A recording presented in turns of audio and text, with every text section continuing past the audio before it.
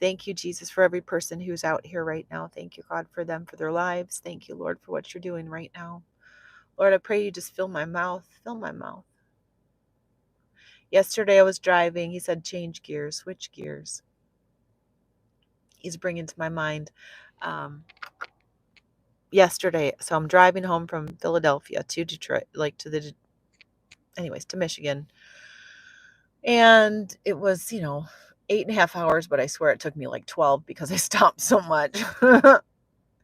And anyways, I'm driving and my cruise control doesn't work in my car. You can pray for me about that one. And so my foot is getting tired, and sometimes I have trouble keeping my speed regulated, and this Corvette speeds past me. And I just saw the Holy Spirit all over that car. I was like, it was a silver Corvette, and he just room past me. He must be going 100 miles an hour on the turnpike. And I was like, oh, there you go again with that fast car. There you go again, Lord, talking to me about the fast cars. Reminds me of a Tracy Chapman song, right? You ever hear that song? Fast Car by Tracy Chapman. Speed so fast, felt like I was drunk. Okay? You can be drunk in the Lord. You could be drunk in the Holy Spirit. Speed so fast, felt like I was drunk. Lord, only you. No, only you, God. All right. He's just telling you, listen, it's a fast season. It is a fast season. That car is just a picture, he says, of your ministry. That's a picture of your ministry. That little Corvette, help me, Holy Spirit, does not hold a lot of people. That little Corvette can go really fast. It's sleek. The design is sleek. But listen, it does not hold a lot of people. This is not a bus. It is a fast car. It is a speedster. He says to you today, listen, keep your circle small, beloved. Keep your circle small. I mean, I don't even know how many people fit in a Corvette. Does it even have a back seat? Does it fit 4, or does it just fit 2? Like, your circle is so small these days because of where God is taking you, because of what he's calling you to do. Not a lot of people are going to be on board with where he is taking you and what you are going to be doing. They're not going to understand. You can't afford that. I've said this before, but he's saying it again. You can't afford the looks of doubt, the looks of, you just can't afford that right now. He says, I'm asking you to go fast and they're going to slow you down. I'm asking you to go fast and they will slow you down. That doubt will slow you down. I'm asking you to take this word to the Lord. You got to be taking every word to the Lord, guys. You have got to be seeking him. It's my job to speak the word. It's your job to judge it and test it and ask the Lord if it's for you. That's your job. My job is just to release this thing, okay? He says, take your foot off the brake and put it on the gas. He just says, stop being afraid of, going fast. There's been some fear of going fast. I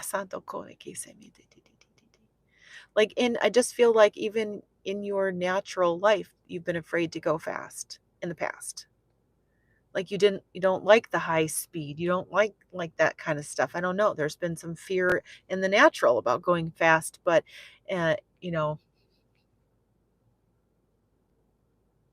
he says, we're going fast these days. The wind's in your hair. The wind of the Holy Spirit is in your hair. Put your foot on the gas and let's go. And let's go.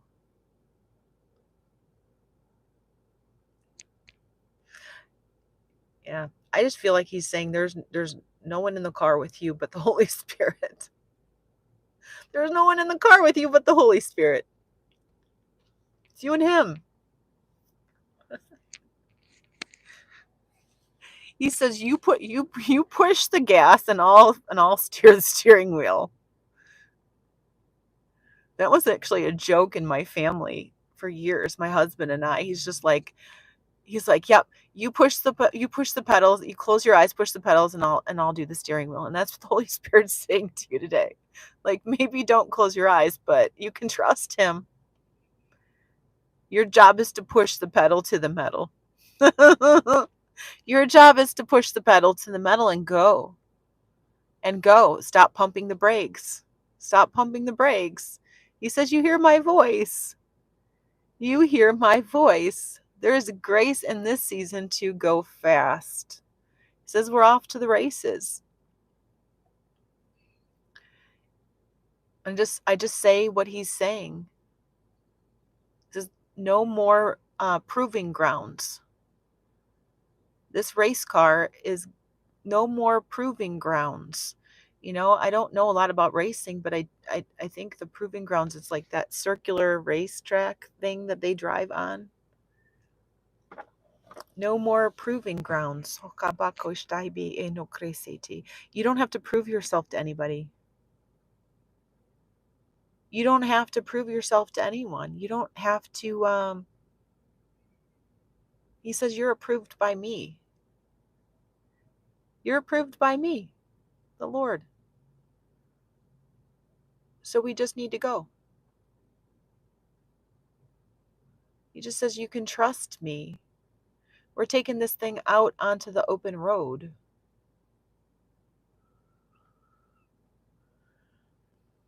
He says it's going to be a smooth ride. We're going fast. There's a smoothness to the road. When I was on the turnpike, and it was a smooth ride. You have to pay to ride on the turnpike a lot. And because of that, like, listen, Michigan roads are notorious for potholes. We don't have toll roads in Michigan, which is whatever, but then the road is not good. Okay, because they don't take the money in from the toll roads, so the roads are just kind of there. You can tell when you come into Michigan, it's just like, oh, here we are, we're in Michigan. But on that toll road, smooth sailing, man. It's smooth sailing on the turnpike. There's no stoplights. It's just, you just go. You really can open it up and just go. You don't have intersections, nothing. It's just like, it's an open road. He says that's what it's like for you in this season. He says no obstructions, no hindrances.